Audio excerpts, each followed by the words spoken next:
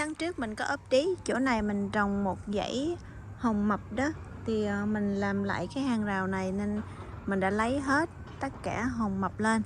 Thì giờ mình cho phân xuống lại rồi mình trồng Ionium cả nhà. Mới làm lại hàng rào được làm lại được 1 tháng rồi, giờ mình trồng xuống lại.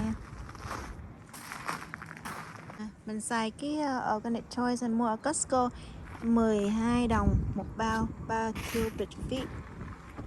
Mình cho này phía dưới, sau đó mình đổ cactus soil lên phần trên. Mình sẽ rải tới corner luôn. Mình ban ra cho nó đều, sau đó mình rải cactus soil.